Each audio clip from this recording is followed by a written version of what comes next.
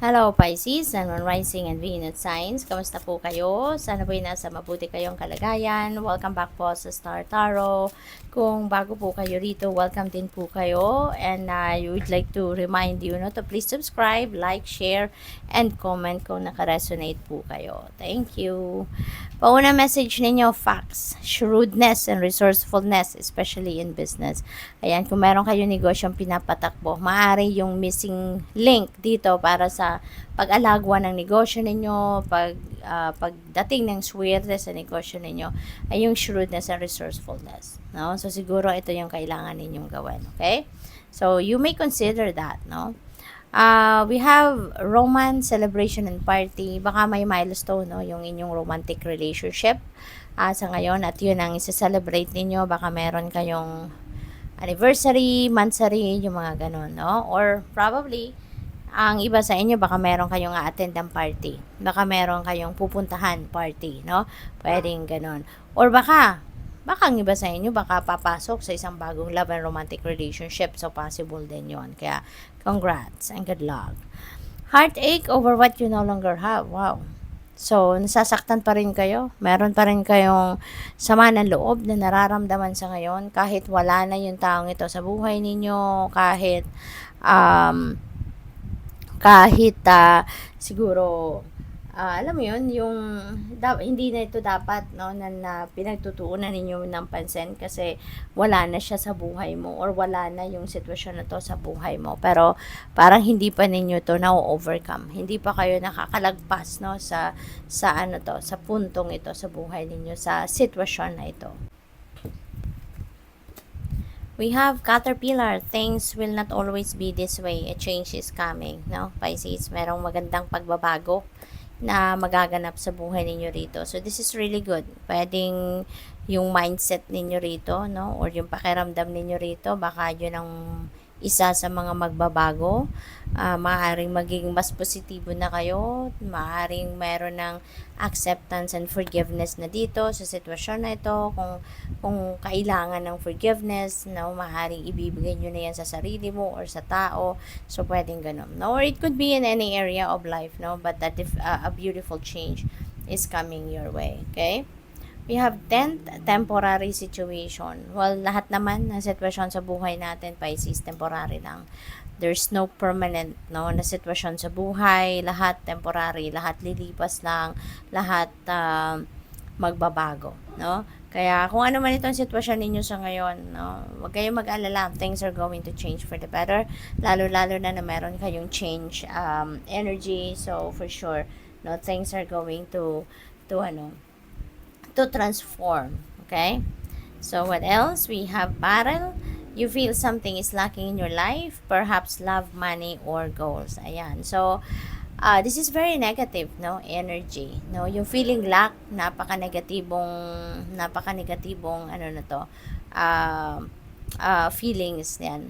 No? Kaya, sana malinawan ang inyong isipan na maalala ninyo na kung ano yung laman ng isip natin, yun ang nararamdaman natin. At kung ano yung nararamdaman natin, yun ang nagta-translate into our 3D reality. Yun ang nangyayari, no, sa buhay natin. Kaya as much as possible, palitan ninyo agad, no? Kumambyo agad kayo dito sa feeling lack ninyo. Gawin ninyo agad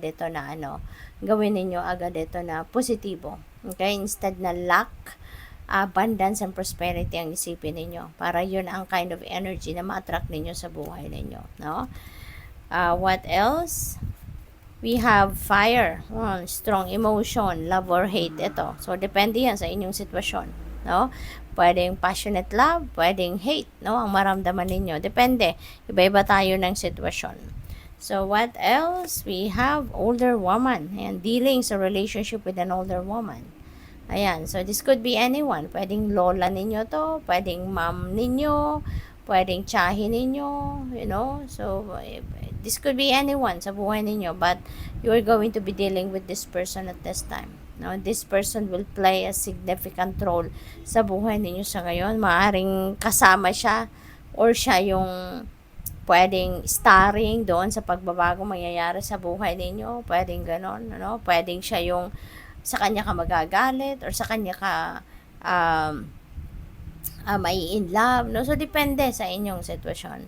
So, what else? We have horseshoe. Wow, good luck. Ayan. So, lahat ng negativity, no? As much as possible, tanggalin ninyo na yan.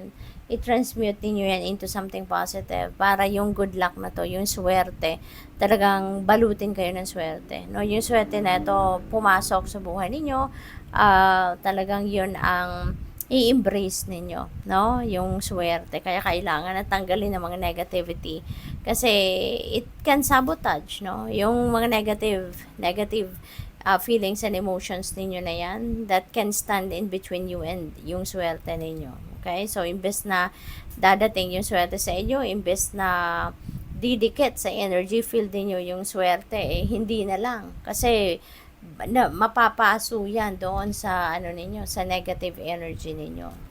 So, what else? We have grapes. It's time to go out and have fun. Okay? So, panahon naman ito para mag-unwind kayo. Panahon naman for you to catch up with friends and family, yung mga ganon. Kasi siguro, ano na kayo, hindi man lang kayo nakakapag-spend ng time with them, hindi man lang kayo pag-take ng kumbaga bakasyon man lang, no, sa kung ano man ang inyong mga pinagkakabisihan, yung ganon. Kaya it's time for you to have fun, okay, and go out. We have dogs getting together with friends, okay? So panahon talaga ito ngayon, no, to go out and have fun with friends. Kaya take advantage of that, no, habang may oportunidad na makasama mo mga kaibigan mo, may oportunidad na ma-enjoy mo, no, yung presensya nila, no? So go for it. We have bird perched waiting for news package and letter. Ayan, so meron kayong hinihintay, no? Yung mga balita, bagahe, papeles, package, mail, yung mga ganon. So whatever that is, no? Maaaring dumating na yan at baka yung maghahatid yan sa inyo, baka itong mga kaibigan ninyo, 'di ba? Habang kayo magtitipon-tipon, you're going to meet up, no, with your friends. So baka dala nila to, no, kung ano man ang papeles na yan or any balita. And there is an excitement na mararamdaman kayo sa ngayon. So maaari, no, yung may excite kayo rito is yung swerte dadating, yung mga pagbabagong mangyayari, yung pagkikita-kita ninyo with your friends. So maaring yun ang maghahatid ng excitement sa inyo. So good luck. Thank you for watching. Love and light. Namaste.